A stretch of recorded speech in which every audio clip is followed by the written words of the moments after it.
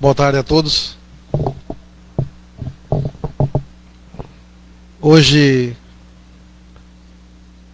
usando um pouco do material do Projeto Pioneiros, eu vou ler uma experiência que foi publicada no Jornal Messiânico em 92, janeiro de 92. Na época ele era ministro, acho que não era nem ministro, era ministro ainda, assessor de ministro ainda da Messiânica Mundial. Muitos anos depois, ele se tornou uma grande pilastra aqui da arte do Jorei. Ele foi mais que um companheiro de jornada. Reverendo Arouca, para mim, foi como se fosse um pai que me ensinou muita coisa sobre Miroku Daikokuten, sobre o servir e tudo mais. A luta em que o bem derrota o mal. José Monteiro de Castro Arouca. A salvação é possível sim a todos que a queiram. A afirmativa é de José Monteiro de Castro Arouca Júnior, assessor de ministro. Naquele momento era assessor de ministro. A vida de Arouca demonstra bem a luta entre bem e o mal, que se trava no interior do ser humano.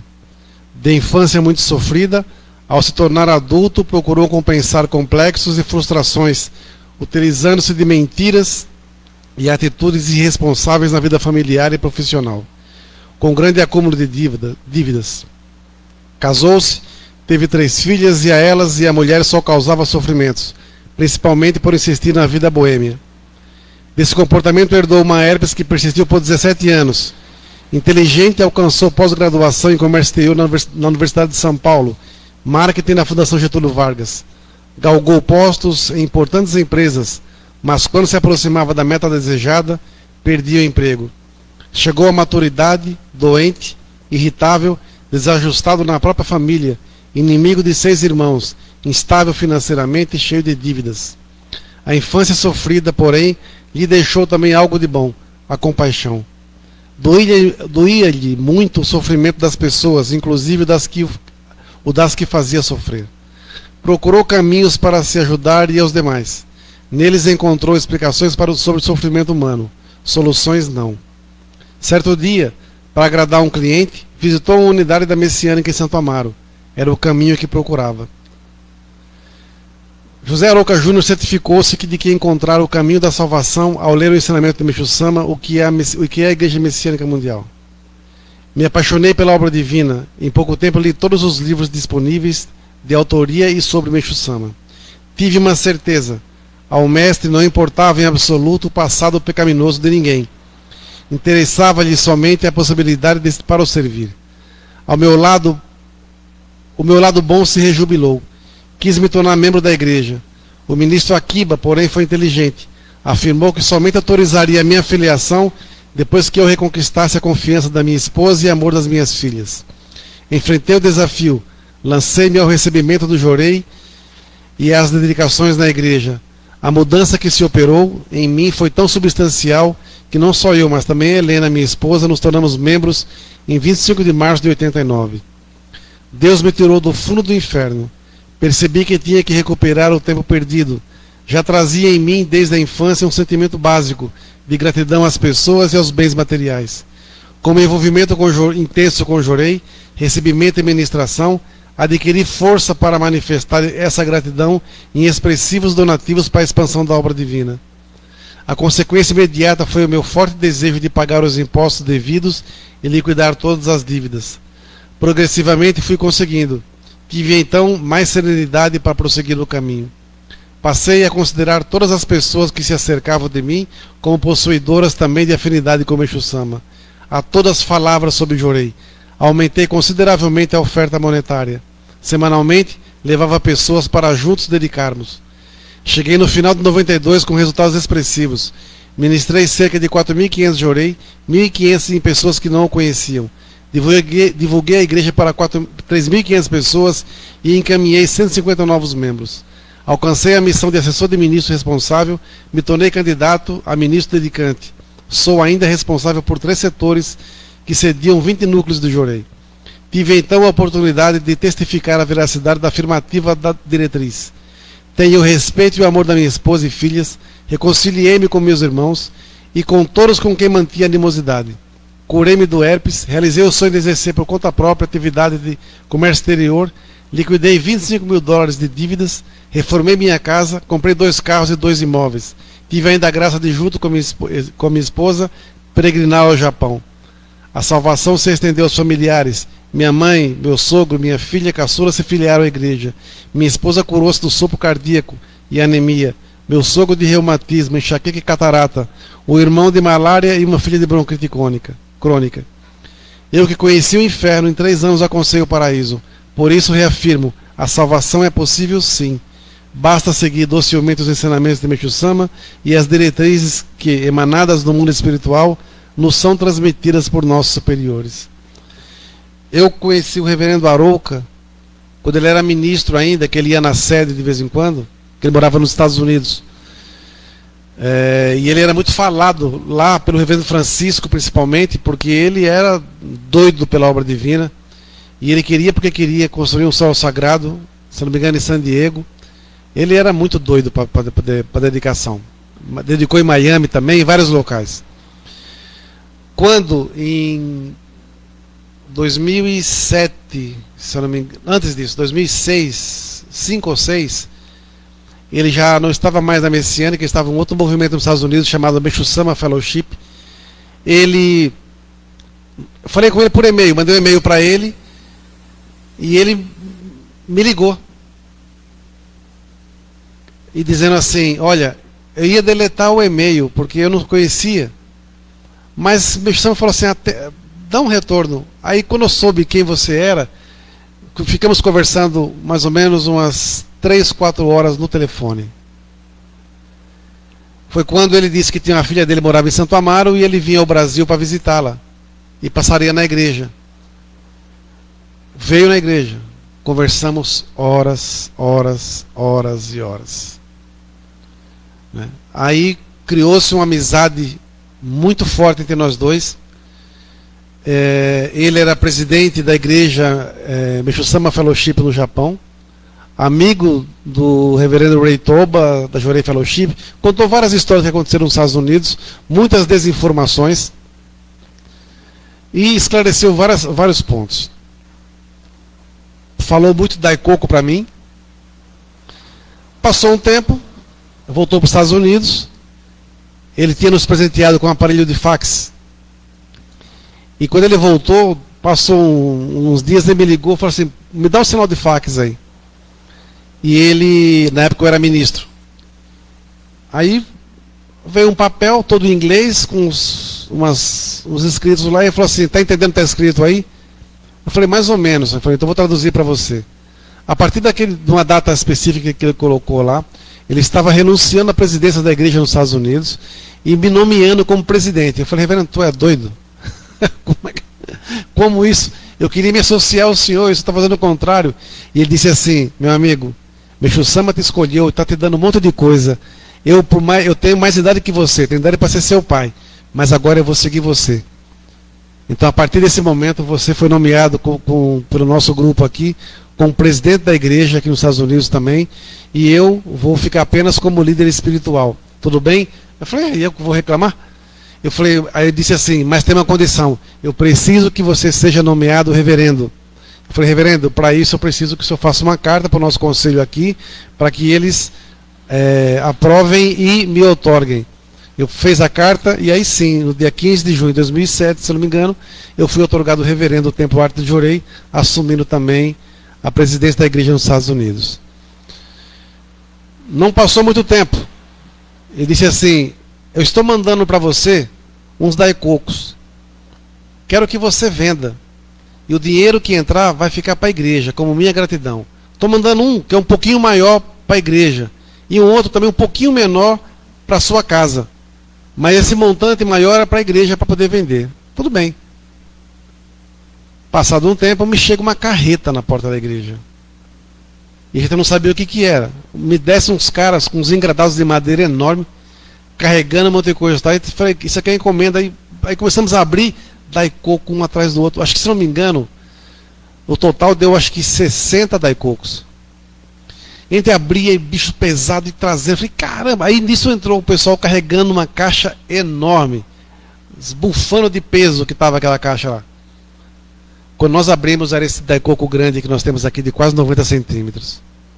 Aquilo lá foi para a igreja, não era como onde nós estamos.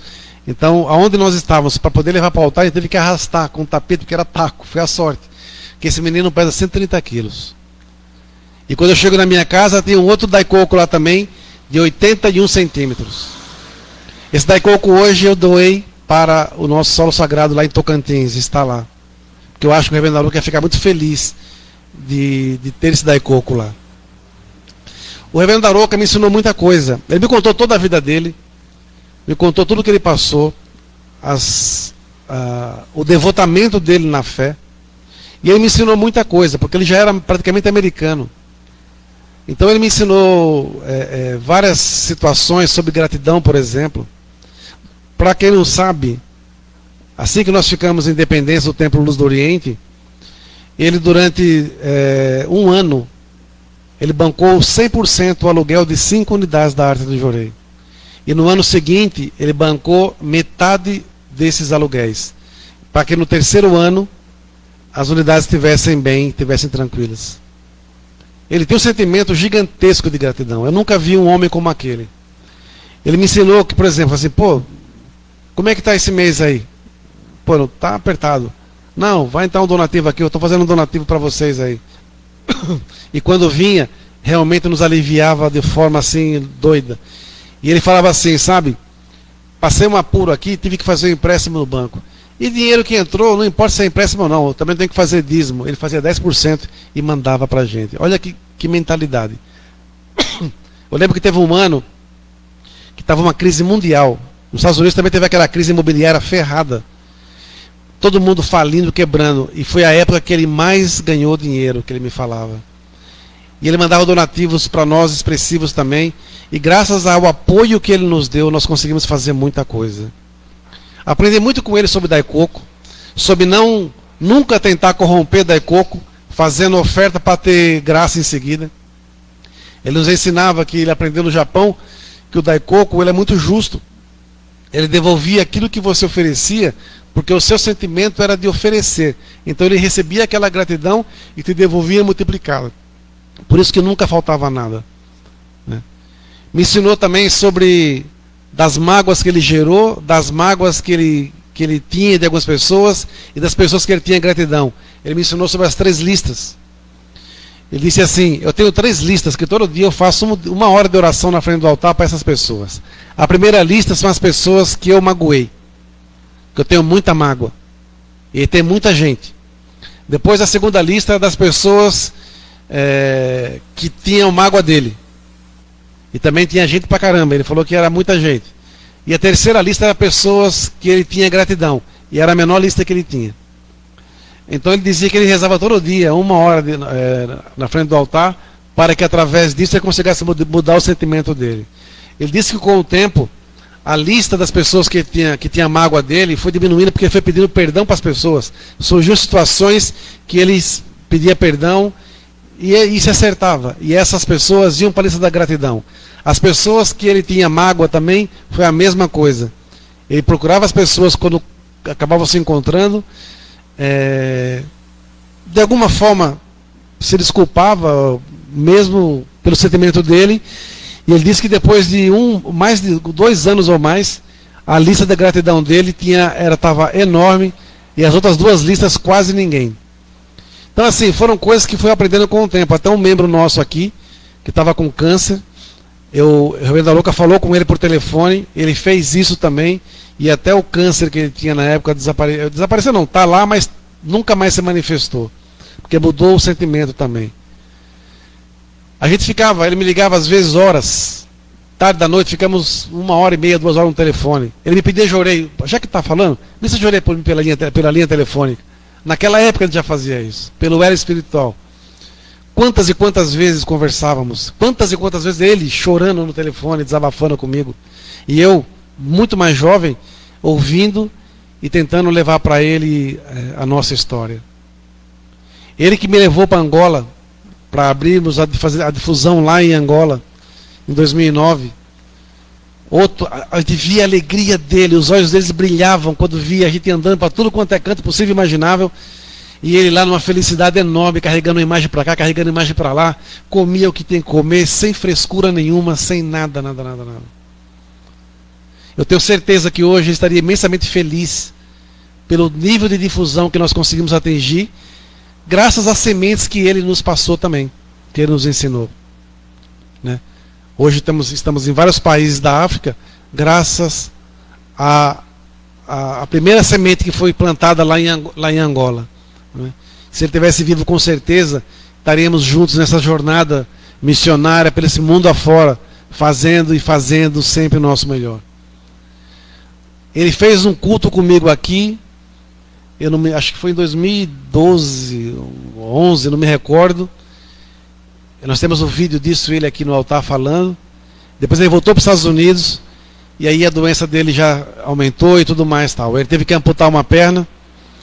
E eu me lembro que teve a eleição do Barack Obama, e antes disso ele foi num almoço, num jantar com o Barack, e ele estava sentado embaixo, ele estava falando, pois esse homem entregou dois daikokos pequenininhos para as filhas do Barack Obama, entregou uma Canon acho que para a mãe da Michelle Obama, ou para ela. Eu falei, reverendo, entreguei, consegui entregar. Eu falei, então, ele não tinha vergonha de falar de Meixo Sama, ele não tinha vergonha de oferecer jorei. Era muito doido. A gente tem muita afinidade porque ele também era escorpião, então a gente era muito afim. E ele dava broncas também, ele me chamava a atenção, corrigia caminhos, corrigia rodas e tudo mais tal. Eu me lembro que no final da vida, uma vez a reverenda me chamou dizendo que ele estava na UTI. E ele não respondia mais. Ela dizia assim que achava que ele não partia porque ele tinha muito apego a mim. Né? Falava assim, Dorival, eu acho que ele não quer partir porque ele está preocupado com você. Como é que vocês vão ficar? Como é que isso? Como é que é aquilo? E eu falei, bota o telefone no ouvido dele. Eu falei, reverendo, pode partir em paz, reverendo. A gente vai ficar bem. E se eu partir, o senhor vai estar aí lá em cima, nos ajudando também, ué, de alguma forma, dedicando, sendo pitbull aí em cima também. E não é que o homem voltou do coma? Aí ele me ligava, aí ficava conversando. Pô, Dorival, eu quero ficar, mas pensando não quer que eu vá. Já preparei todo o meu serviço aqui, está tudo já preparado. Quando eu partir, já está tudo. Ninguém vai ter trabalho nenhum. Né? Era inacreditável o desprendimento que esse homem tinha. Né? Então foi assim uma fase de gigantesco aprendizado. Né? Hoje, conversando com alguns amigos de fora, a gente vê assim, como eu falei, ele não tinha tempo ruim para ajudar ninguém, onde quer que fosse. Né?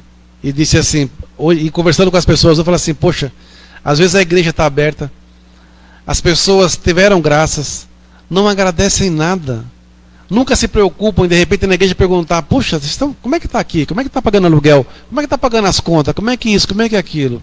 São ministros, os responsáveis, correndo atrás, se virando nos 30 para poder pagar uma conta. E muitas pessoas que tiveram graças enormes não retribuem nada. Pelo contrário, muitas vezes vão apenas para dar palpite e reclamar. São altamente ingratas. Sem contar as pessoas que às vezes por trás querem agir de má fé, querendo tomar o lugar da pessoa que ele está lá dedicando. É uma fase que nós estamos vivendo assim, de grande lição. Né? Eu levei o reverendo Luca para viajar para vários locais, quando ele vinha para cá, para conhecer alguns locais. Então, assim, a mensagem dele era sempre uma, era a felicidade de poder servir a Meixo Sama. E ele não tinha meios de como fazer para poder dedicar, fazer o seu donativo, e nunca faltava. Pelo contrário, ele sempre falava assim, poxa, está apertado, mas eu vou conseguir, vai isso. Não é muito, mas vai.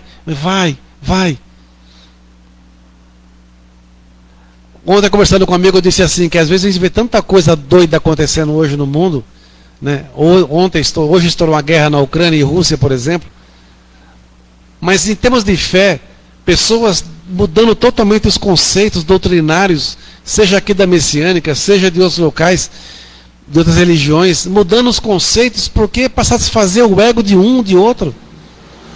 Né? Nós, no caso aqui, somos messiânicos, nossa missão é levantar a mão e ministrar jorei. Levantar a mão e ministrar jorei. Se eu não fizer isso, eu não sou messiânico, eu sou outra coisa. Né?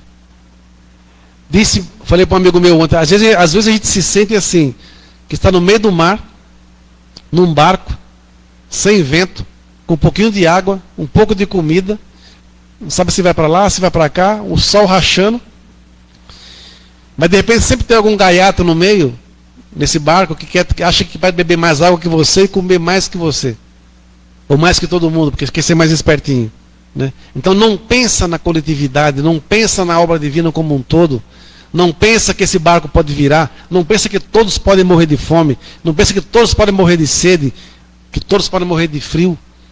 Pensam apenas na sua própria mesquinhez. Não se preocupam. Chega na igreja muitas vezes, a pessoa ferrada, toda ferrada, mulambenta, vamos dizer assim, com doença, com miséria, com conflito, ela se reergue, às vezes tem graças gigantescas. Não, agora eu não tenho mais tempo para dedicar. Não, donativo, Deus não precisa de donativo. Foi, mas na hora que você precisava, que você tinha com o bom de comer, ué. E na hora que você precisava, ligava aqui, quer uma oração? Pô, reza por mim, pelo amor de Deus, reza por mim, coloca meu nome no altar, me sujeira na minha foto, faz isso, faz aquilo.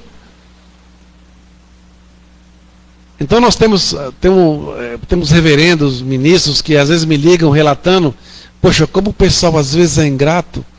Eu falei, mas faz parte do processo. Eles são ingratos, mas nós não precisamos ser. Porque, infelizmente, está chegando um momento crucial da vida.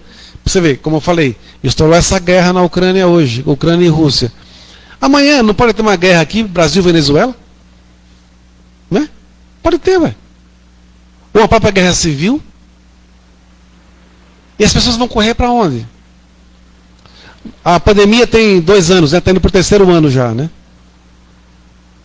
Nesses praticamente 3 anos de pandemia, são incontáveis os números de milagres que as pessoas tiveram aqui através do Jorei Online. Através do Jorei nas fotos. São incontáveis. Graças descomunais. E por incrível que pareça, muitas das pessoas que mais agradeceram a gente nem conhece. A gente não conhece. São pessoas que mandaram donativo porque eu tive uma graça, quero agradecer. Vocês oraram por mim quando eu mais precisei, quero agradecer. Então, é isso que às vezes, como pode, né? Mas também teve aquelas pessoas que receberam uma foto de Meixo Sama, ou um Daikoku, aqueles pequenininhos, pessoa passando por severas dificuldades financeiras ou de saúde, teve graça. A pessoa orientou, que não é da arte do Jorei, falou, olha, isso aqui veio da arte do Jorei, se tiver graça, saiba agradecer na origem. Aí a pessoa vinha, tinha graça e falava assim, olha, eu fiz o donativo, eu agradeci lá na outra igreja, porque senão o ministro vai me dar bronca. Se ele souber, porque falou que a arte do Jorei não tem milagre, a arte do Jorei não tem Meixo Sama. Ele falou assim, mas você não teve milagre?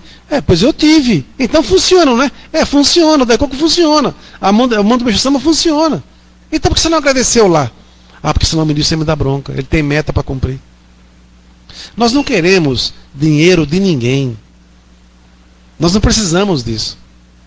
Nós precisamos do sentimento de gratidão das pessoas para que a obra divina se mantenha e cresça. As unidades todas se mantêm pelo esforço dos próprios membros, porque a sede aqui não arrecada nada das igrejas. Nós não centralizamos donativo de ninguém aqui. Cada igreja se mantém com o seu esforço, com a sua condição. Quando tiver condição melhor, aí sim vai poder mandar um percentual para cá, que era como o Meixo fazia na sua época. Mas eu não posso forçar os membros ou os responsáveis a doar aquilo que vai fazer falta para pagar um aluguel, para pagar uma conta. Mas é donativo? Porque os ministros nos orientavam que a gente tem que fazer esforço máximo e doar mesmo que não tenha. Tá certo. Mas tem fé para isso? Tem fé para isso? Numa igreja que está em alguns locais está começando, a gente manda imagem, manda isso, manda aquilo. A gente compartilha o que nós temos. Porque lá atrás nós sofremos para dedéu. Se cada um das igrejas tivesse um revendarouca por trás no começo, misericórdia. E mesmo as 5 igrejas que nós ajudamos, que ele ajudou no começo, né, a pessoa foi tão ingrata, tão mau caráter, que anos depois nos traiu.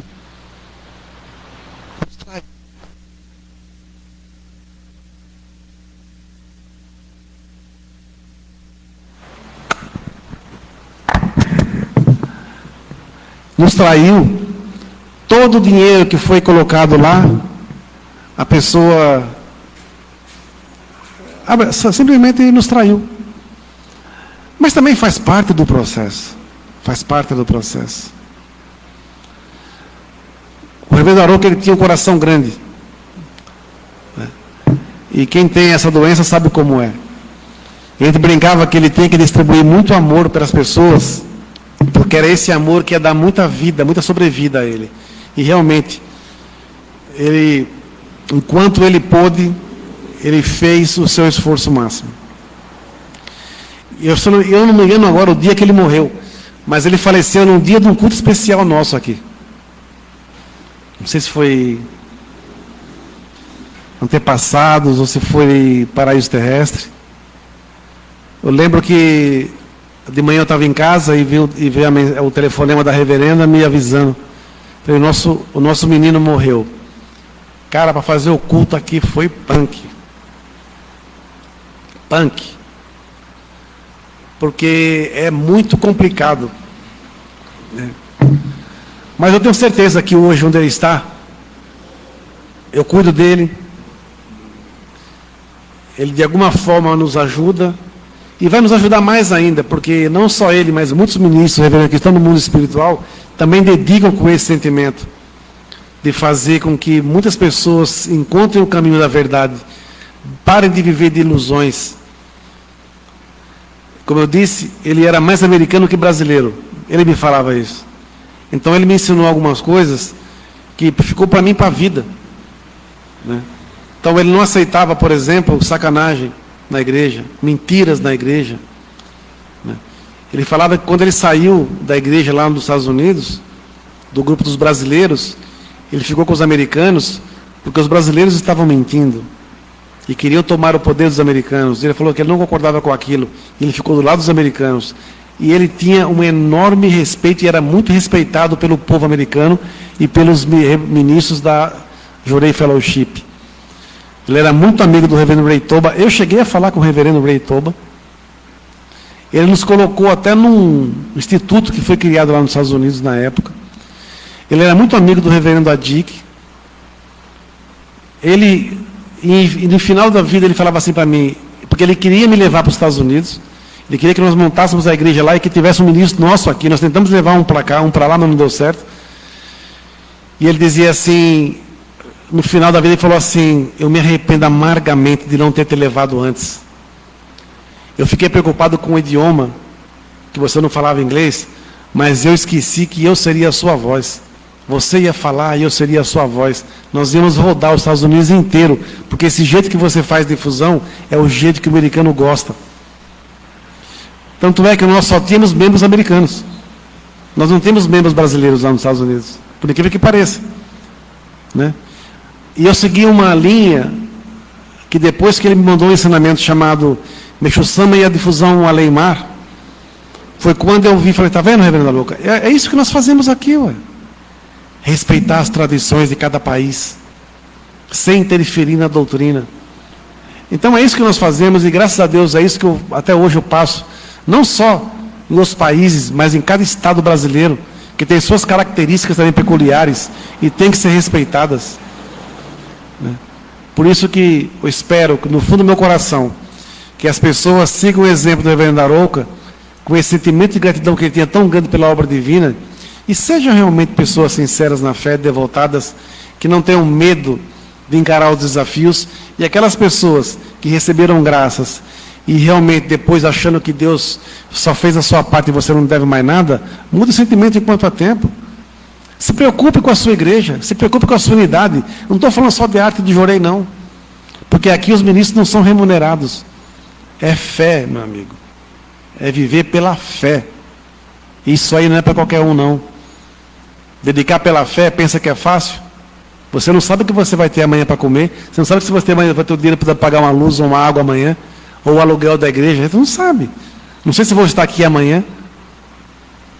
Não temos salário para ficar em casa. Ai, eu estou cansado. Estou tão desanimado hoje, acho que eu não vou. Não tem essa parada aqui, não. Hã? Plano de saúde. Não tem, não. Não tem. Gostaria de eu poder oferecer, mas eu não tenho essa condição. Até porque, se eu recebesse salário, ou quem dedicasse que recebesse salário, ele tem que dedicar 3 vezes mais do que uma pessoa normal. Não vive para isso? Não escolheu esse caminho? Está reclamando do quê? Ministro reverendo que reclama do que tem, desculpa, é vagabundo na fé.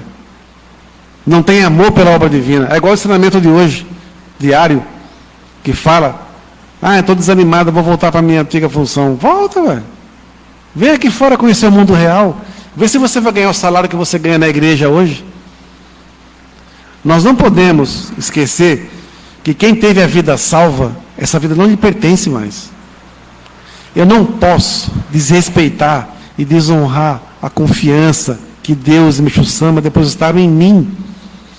Os meus antepassados me conduziram até aqui e eu tenho que cumprir uma missão. Custe o que custar. Eu tenho que fazer o melhor. Para depois, não tiver que morrer, chegar no espiritual, Meixo Sama, me perdoa, eu me arrependo. Para de ser hipócrita, meu amigo. Você pode enganar todo mundo aqui embaixo, mas lá no espiritual não tem a máscara não cai lá, meu amigo. Não vira. Não vira. Não vira. Esquece que muitas vezes aquela dor de barriga que você teve lá atrás não vai voltar, não é?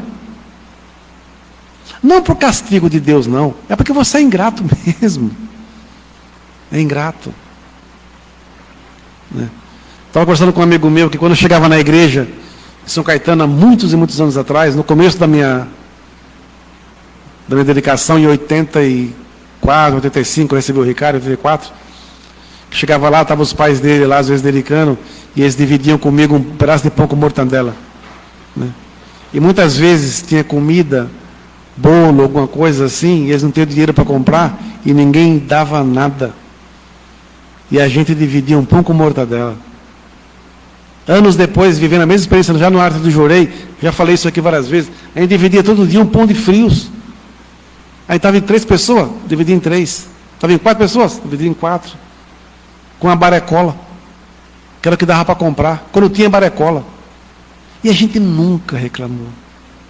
A gente dedicava rindo. Nunca faltou. Porque a nossa sinceridade é o que comanda. É o que nos liga a Deus e Meixo Sama. É esse macoto que nos liga a Deus e Meixo Sama. Né? O reverendo Luca falava para mim assim, olha que Meixo Sama me deu. Aí ele me mostrou uma vez um cartão de crédito. Né? Assim, e estava escrito Meixo Sama, e a abreviação, né? Fellowship. Né? Era americano. É muito engraçado. Ele falou assim, olha aqui, ó, cartão de Meixo Sama. Né?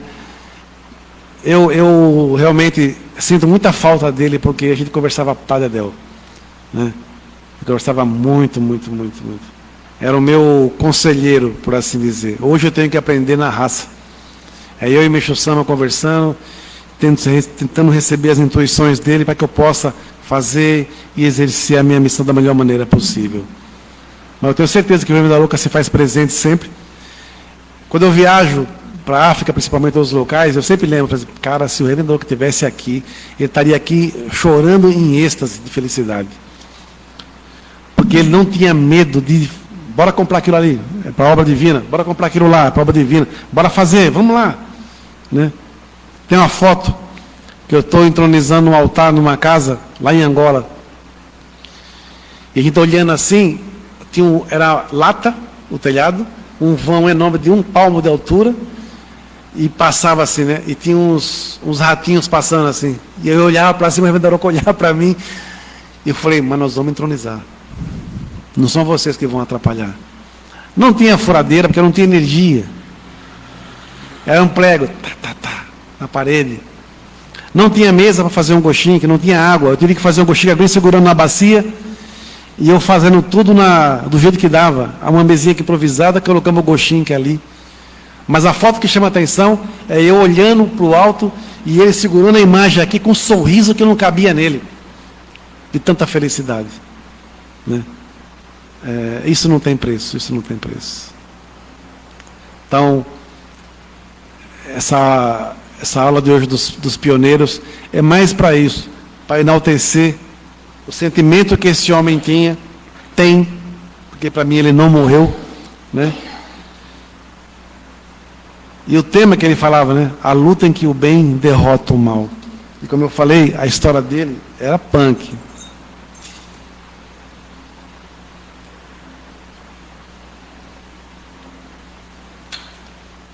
O reverendo Francisco falava muito dele.